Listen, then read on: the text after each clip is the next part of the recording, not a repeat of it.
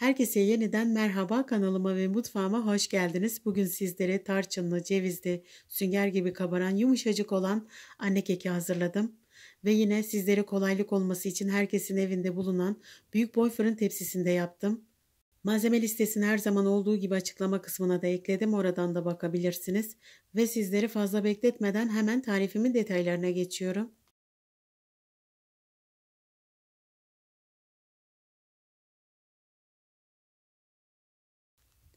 Karıştırma kabına öncelikle 2 su bardağı toz şeker ve 2 su bardağı yoğurt ilave ediyorum. Yoğurdun sulu kısmından kullandım arkadaşlar. Katı kıvamda bir yoğurt kullanacaksanız biraz suyla açmanızı tavsiye ederim.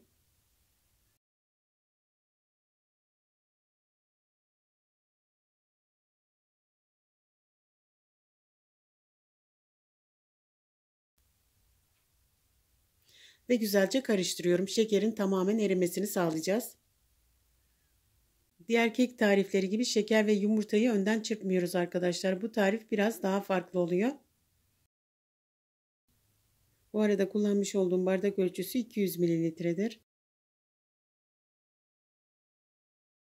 Şimdi üzerine 1,5 su bardağı sıvı yağ ekliyorum. Ben ayçiçek yağı kullandım arkadaşlar. Sizler isterseniz zeytinyağı da kullanabilirsiniz.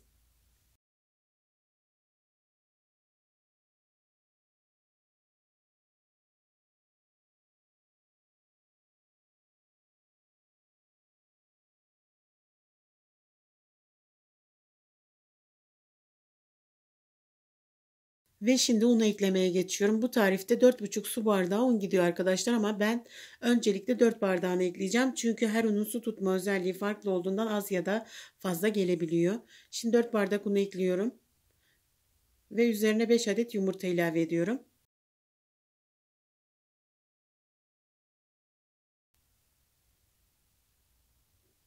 İki paket 10'ar gramlık kabartma tozu ekliyorum.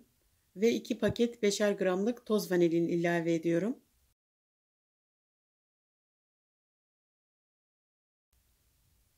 Şimdi 2 çay kaşığı toz tarçın ve 1 çay kaşığı karbonat ekliyorum.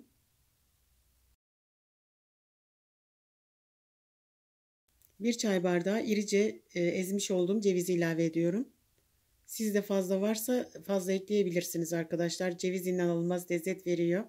Ben de bu kadar olduğu için bu kadar ekledim. Ve şimdi güzelce karıştırıyorum. Gerekirse geride kalan unu da ilave edeceğim. Bu kısım çok önemli arkadaşlar. İyice karıştırmamız gerekiyor artık.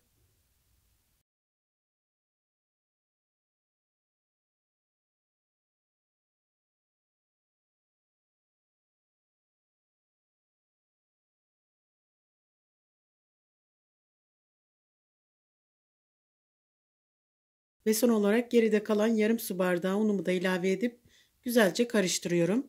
Hamuru bu kısımda şöyle iyice karıştırmamız gerekiyor. Videomu buraya kadar izlediğiniz için teşekkür ederim. Bana destek olmak isterseniz videomun altına küçük de olsa bir yorum ya da bir emoji bırakarak veya beğeni yaparak destek olabilirsiniz. Ve kanalıma abone değilseniz hemen ücretsiz bir şekilde abone olup bildirim zil seslerini tümünü aktif hale getirirseniz yeni olan bütün videolarımdan haberdar olabilirsiniz. Kıvamı bu şekilde olmalı arkadaşlar. Akışkan fakat ağır bir şekilde akmalı.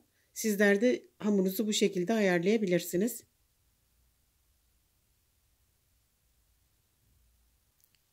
Evet, hamurumu güzelce karıştırıp hazırladım. Şimdi önceden yağlamış olduğum büyük boy fırın tepsisine döküyorum.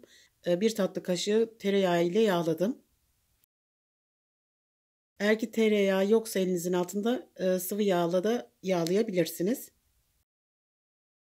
Şimdi hamurumu döktüm ve üzerini güzelce düzlüyorum.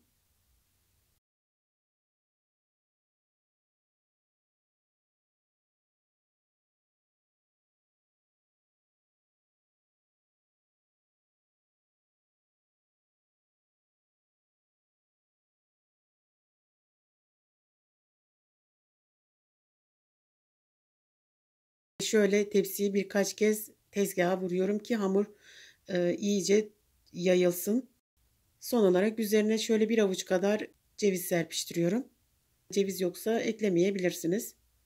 Hamurumu şimdi fırına göndermeye hazır hale getirdim. Önceden ısıtılmış 180 dereceli alt üst ayardaki fırına gönderiyorum. Ve yaklaşık 40 dakika kadar Altı üstü kızarıncaya kadar pişiriyorum. Sizler kendi fırınınızın durumuna göre pişirebilirsiniz. Arkadaşlar fırını ilk 20 dakika kesinlikle açmayın. 30 dakikadan sonra açıp kontrol edebilirsiniz. İçinin piştiğini anlamak için kürdan veya bir bıçaktan yardım alabilirsiniz. Kürdanı veya bıçağı kekin ortasına batırın. Eğer ki temiz çıkıyorsa kekiniz pişmiştir. Evet arkadaşlar keki fırına vereli 40 dakika oldu. Açıp baktığımda alt üstü güzelce kızarmış. İçinde kontrol ettim iyice pişmiş. Şimdi onu fırından aldım. Ve şöyle bir yarım saat kadar dinlendireceğim. Kek güzelce dinlendi, içini tamamen çekti. Şimdi dilimlemeye geçiyorum. Ben böyle küçük küçük kare şeklinde dilimledim. Sizler istediğiniz şekilde dilimleyebilirsiniz. Kekin yapılışının bütün detaylarını ve püf noktalarını anlattım. Fakat kafanıza takılan bir soru olursa bana yorumlar kısmından yazın. Size en kısa sürede dönüş sağlarım.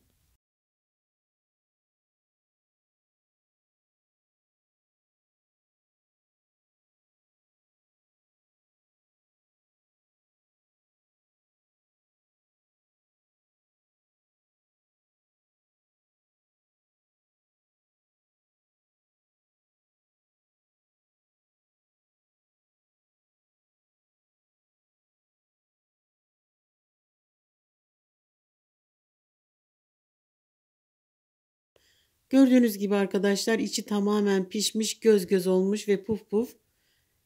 Kokusu ve lezzeti inanın görüntüsünden çok çok daha lezzetli oluyor arkadaşlar. Sizler de mutlaka bu tarifimi bana güvenerek deneyin. Favori tarifiniz olacaktır.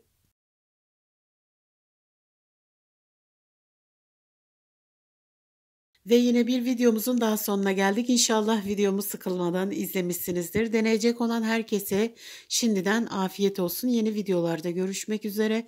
Kendinize iyi bakın. Allah'a emanet olun.